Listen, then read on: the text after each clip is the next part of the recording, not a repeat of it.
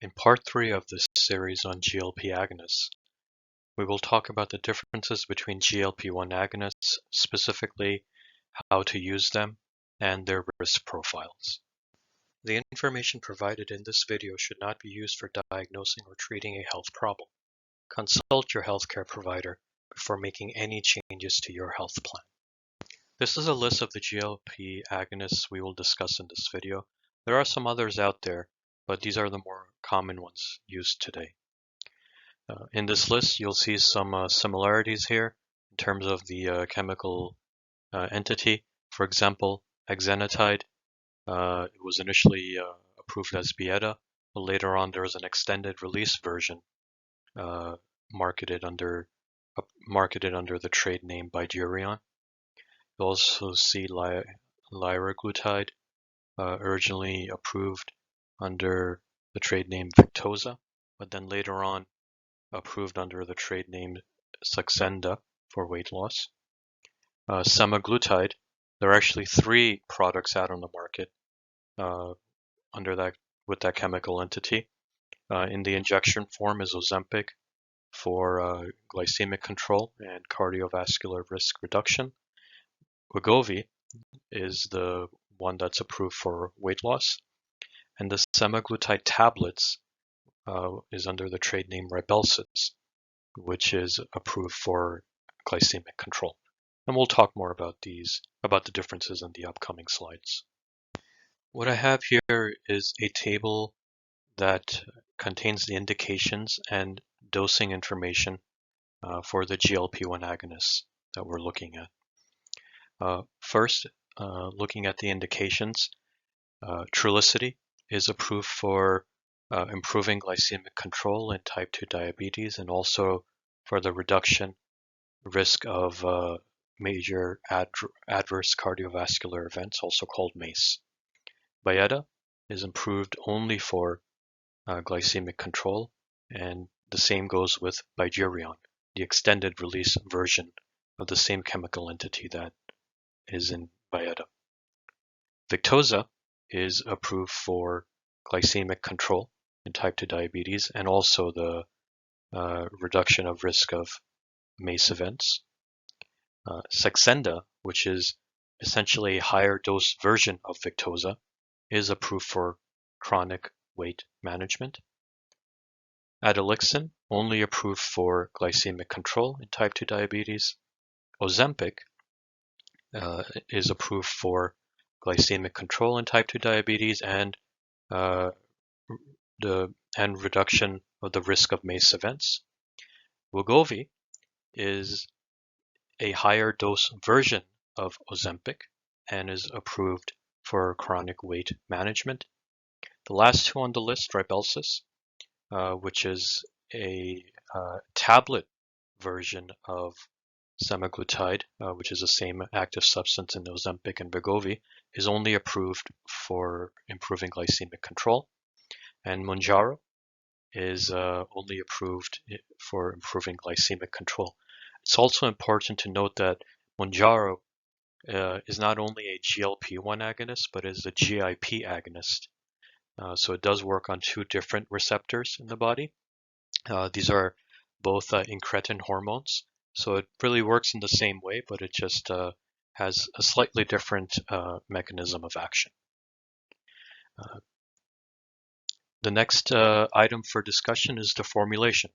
As you can see, majority of the GLP-1 agonists are subcutaneous injection. The only one that's an oral tablet is Rybelsus. Moving over to the next column, frequency. So this will be a big deciding factor on which product you may want to consider because the frequency does range from once daily, twice daily, to once weekly. So if you have a hard time complying with daily medications, you may want to consider something that is weekly. The next column, just for your reference, is the maximum maintenance dose in the FDA approved label. And the doses will vary depending on the product. Each product is different, so it doesn't mean that something that says 20 is double is double the potency of something that says 10.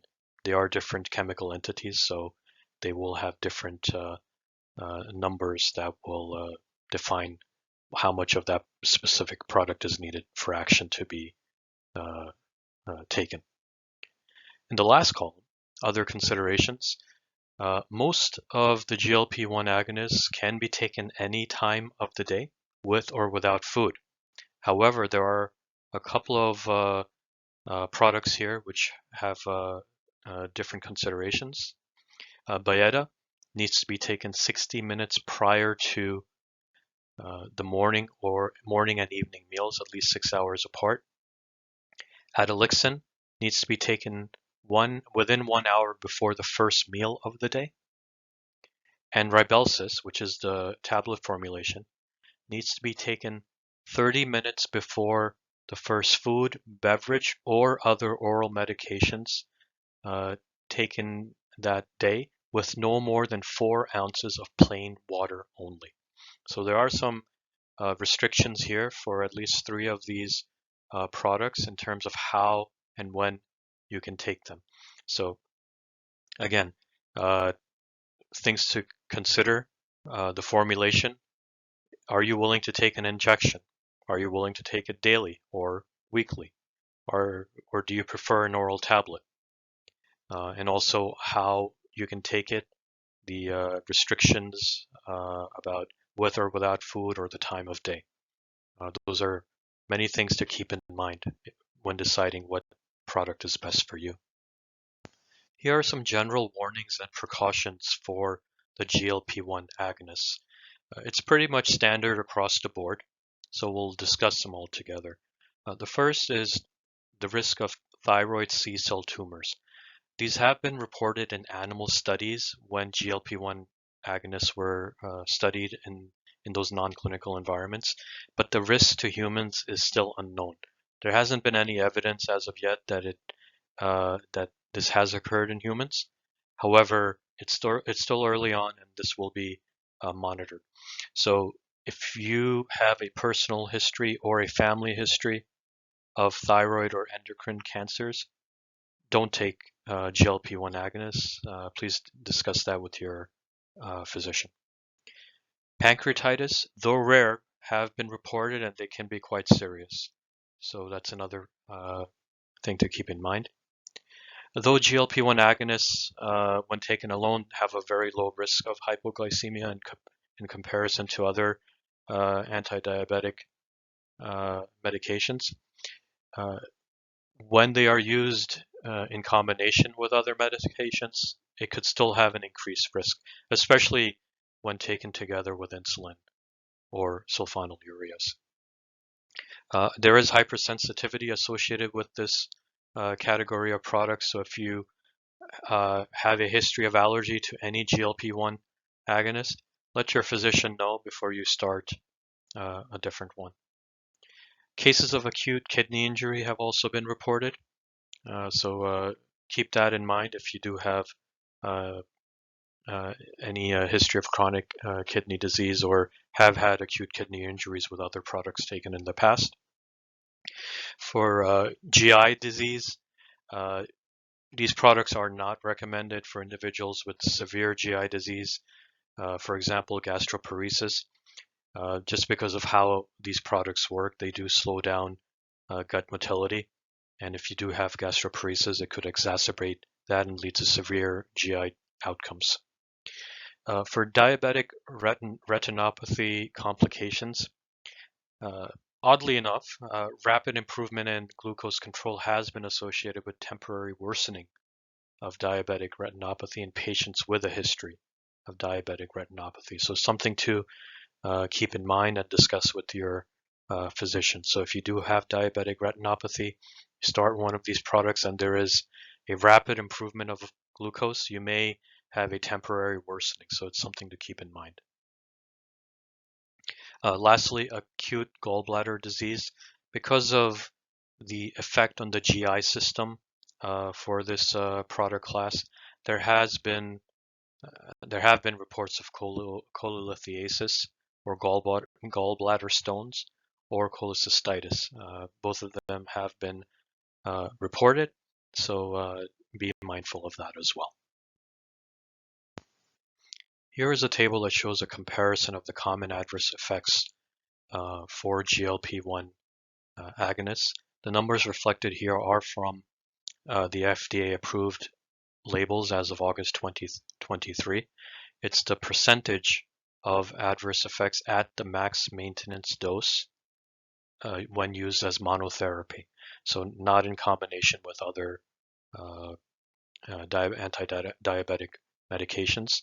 If you do combine with any other product, these numbers could very well increase. But for the sake of comparison, we're only talking about the effect at a monotherapy level. The most common adverse effects for this class include nausea, diarrhea, vomiting, decreased appetite, abdominal pain, headache, constipation, and dyspepsia. As you can see, it's mainly adverse effects of the gastrointestinal tract. The most common adverse effect is nausea. And by looking at the numbers, you can see that Saxenda and Wegovy have the highest rate of nausea.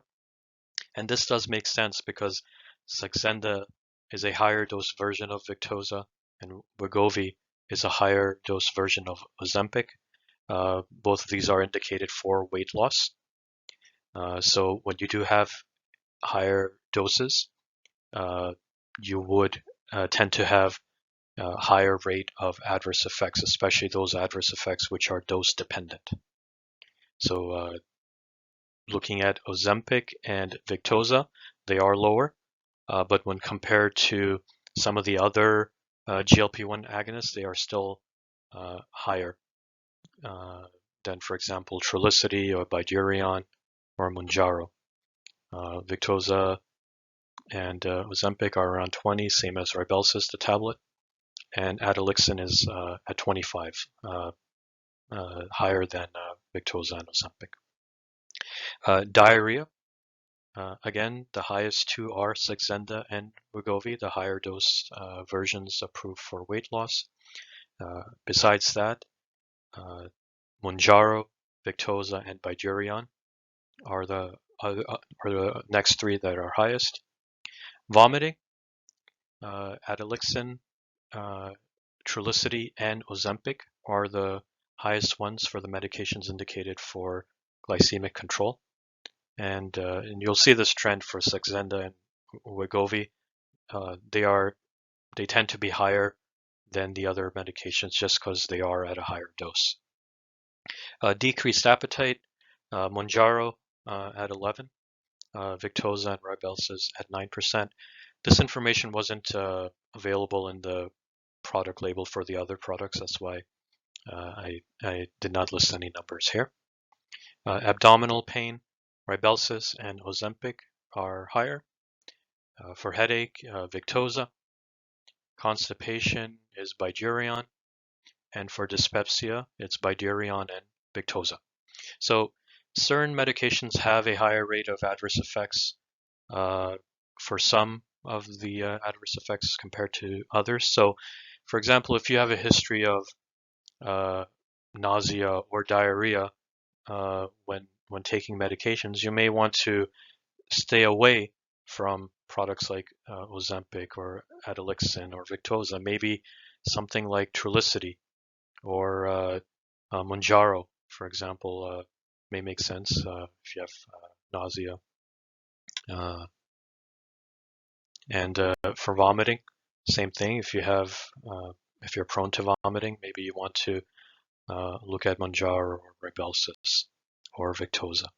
So again, something to discuss with your healthcare provider. In the last video of this series, we will look at the difference in efficacy of the different GLP-1 agonists in the clinical studies that their companies ran when these products were under development. We'll do this to see if we can see any trends and differences in product potency. Remember to subscribe to our channel and like and share this video. Thank you.